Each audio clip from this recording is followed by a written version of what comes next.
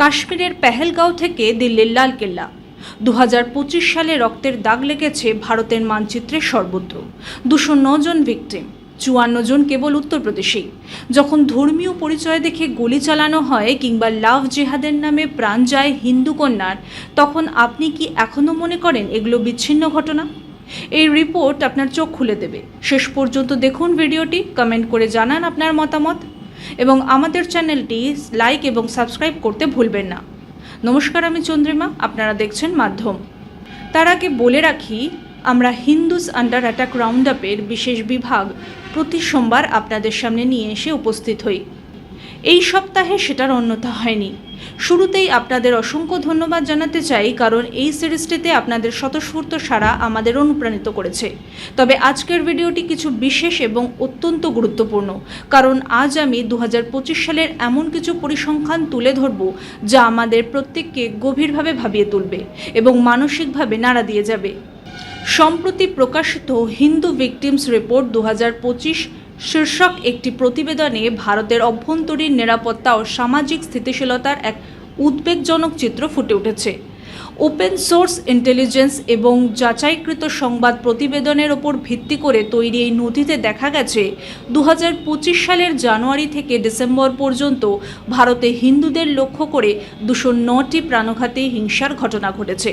প্রতিটি ঘটনার সত্যতা নিশ্চিত করতে যুক্ত করা হয়েছে নির্দিষ্ট সোর্স লিঙ্ক। ভারতের সভ্যতার ইতিহাস সবসময় দুর্বলের সুরক্ষা এবং হিংসার বিরুদ্ধে ধর্মরক্ষার সামাজিক দায়িত্বের ওপর প্রতিষ্ঠিত। সেই নৈতিক প্রেক্ষাপটে 2025 সালের 209 জন হিন্দুর হত্যার নথিভুক্ত ঘটনা শুধুমাত্র অপরাধের পরিসংখ্যা নয়, এটি একটি কঠিন সতর্কবার্তা যে ঘৃণা, আইন শৃঙ্খলার অবনতি এবং হিন্দু সমাজের বিরুদ্ধে আক্রমণ যখন ধারাবাহিক রূপ নিতে শুরু করে, তখন সামাজিক সম্প্রীতি কতটা ভঙ্গুর হয়ে পড়ে। এই নথিতে প্রাণঘাতী হিংসার এক ভয়াবহ এবং বহুমুখী চিত্র তুলে ধরা হয়েছে, যেখানে উত্তরপ্রদেশ, মহারাষ্ট্র এবং দিল্লিতে সবচেয়ে বেশি ঘটনা ঘটেছে। রিপোর্টে আরও বলা হয়েছে যে এপ্রিল মাসের পেহেলগাঁও জঙ্গি হামলা এবং নভেম্বর মাসের দিল্লির লালকেল্লার বিস্ফোরণ ছিল দুটি বড় ঘটনা, যেখানে একাধিক হিন্দু নিহত হয়েছে। 2025 সালে ভারতে হিন্দুদের বিরুদ্ধে হিংসার রিপোর্ট প্রতি মাসের আকারে তুলে ধরা হয়েছে।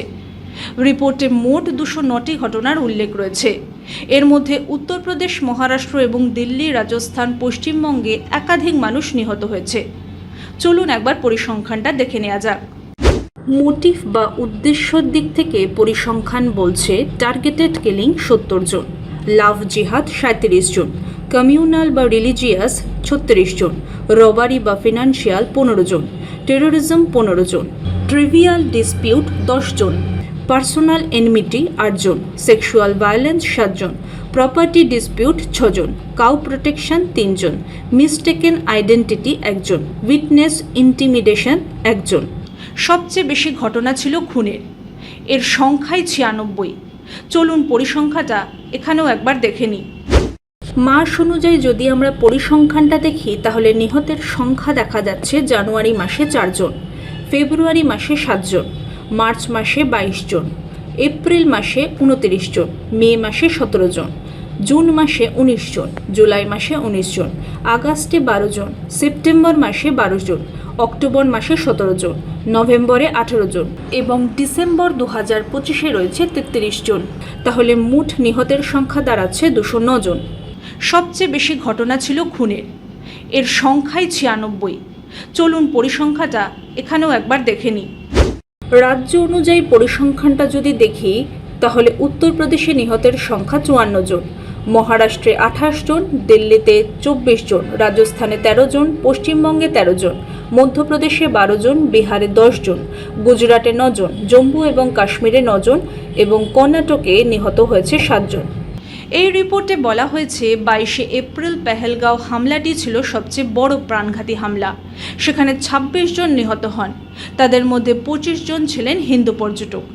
রিপোর্ট অনুযায়ী টিআরএফ এবং লস্কর-ই তৈবারের সঙ্গে যুক্ত জঙ্গিরা গুলি চালানোর আগে ধর্ম যাচাই করেছিল একই নথিতে 10 নভেম্বর দিল্লির লালকেল্লা বিস্ফোরণের কথা উল্লেখ করা হয়েছে, যেখানে 13 থেকে 15 জন নিহত হয়। নিহতদের মধ্যে বেশিরভাগ হিন্দু ছিলেন।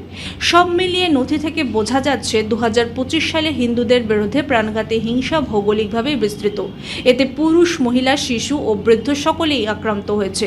রিপোর্টটি দাবি করেছে ঘটনাগুলি বিচ্ছিন্ন নয়, বরং একটি নথিভুক্ত ধারাবাহিক প্রবণতার অংশ। আমাদের মনে রাখা উচিত, বারবার রক্তপাতের ঘটনা দেখেও যদি একটি সমাজ চুপ থাকে, তাহলে সে কখনোই শক্তিশালী হতে পারে না। তাই শুধু দুঃখ প্রকাশ করলেই হবে না, সত্য, ন্যায় বিচার ও সাধারণ মানুষের নিরাপত্তা নিশ্চিত করাটাও জরুরি। এটা রাজনৈতিক বিষয় নয়, সমাজের দায়িত্ব। আজ এ পর্যন্তই, দেখা হবে পরের ভিডিওতে। ততক্ষণ পর্যন্ত সঙ্গে থাকুন, দেখতে থাকুন মাধ্যম।